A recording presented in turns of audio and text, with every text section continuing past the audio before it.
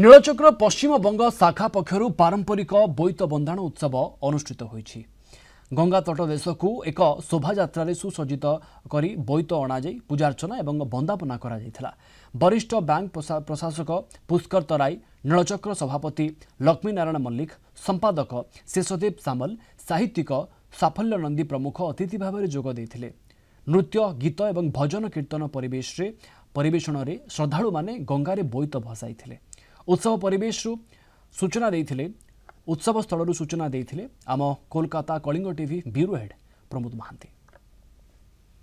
हजार वर्ष पूर्वे ओडिया साधव पुओ माने जो विश्वायनर स्वप्न देखिथिले ताहा आज कार्यत केंद्र सरकार, राज्य सरकार एवं विभिन्न क्षेत्र में प्रतिपादित होउछि। बोईत बंदाण उत्सव एवं साधव पुओ माने जाभा सुमित्रा बन्य जाइथिले एवं उत्कलर उत्कर्षता को सेठारे प्रतिपादन करथिले एवं सेही विश्व वाणिज्यर स्वप्न आज आमे विभिन्न क्षेत्र में देखिबा पाउछंती। नीलचक्र पक्षर पालित होउछि बोईत बंदाण उत्सव आमे देखिबा पाउछंती। केवल ओडिया भाषाभाषी नुहे विदेशी माने मध्ये एथिरे जोग दैछंती। एक अभूतपूर्व परिवेश एठारे सृष्टि होईछि एवं से पारंपरिक रीति से माने बोईत बंदाण मध्य उत्कलर उत्कर्षता एवं स्वतंत्रता प्रतिपादन करते। आमे पचारिबा अतिथि मानकु बोईत बंदाण उत्सव पालन करा जाउछ कोन कोन बोईत बंदाण उत्सव एटा ओडिशार ऐतिह्य परंपरा संस्कृति सबु जिनस को बुझाए। एथिरे वाणिज्य, एथिरे सेवा, एथिरे साहित्य, एथिरे संस्कृति सबु जागृत अछि।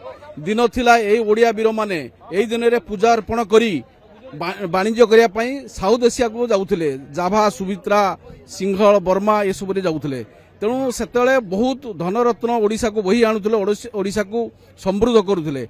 से परंपरा ऐतिह्य कौन रही आम संस्कृति सहित लिंक रही। ओडिशार जे लोक माने जेमिति जाउथिले विदेश को से भाव में ओडिशार लोक माने केमिति व्यापार वाणिज्य करी आगो को समृद्धि करिवे एई वार्ता को आमे दबा पाई नीलचक्र पश्चिमबंग रे सबु समय साधव पुओ सम्मान दिया जो माने ओडिशा लोक माने एठी बसवास करी निजर बिजनेस स्थापन करि पारिचंती। आज को बहु वर्ष तले जेतेबेले आमे कलिंग एवं उत्कल नाम रे हमर अर्थनैतिक समृद्धि करूथिलु विभिन्न दक्षिण पूर्व एशिया राष्ट्र मानकरे आमर बोईत को भसई देई आमर बोईत रे साधव पुओ माने जाउथिले। मंगरे मंगला को बंदेई साधवाणी माने बोईत को छाड़ुथिले। शुभ मनासी तारी प्रतीक स्वरूप ओडिया अस्मिता, ओडिया साहित्य एवं संस्कृतिर अस्मिता स्वरूप एई पर्व को नीलचक्र पश्चिमबंग तरफरु आज पश्चिमबंग रे प्रवासी ओडिया माने पालन करूचंती। एई उत्सव माध्यम रे आमे आज प्रमाण करूछु जे आमे हमर बंदर सभ्यता को हरैनु। आमे बंदर सभ्यतार प्रथम थिलु, आगामी मध्य दिन रे प्रथम रहिबु।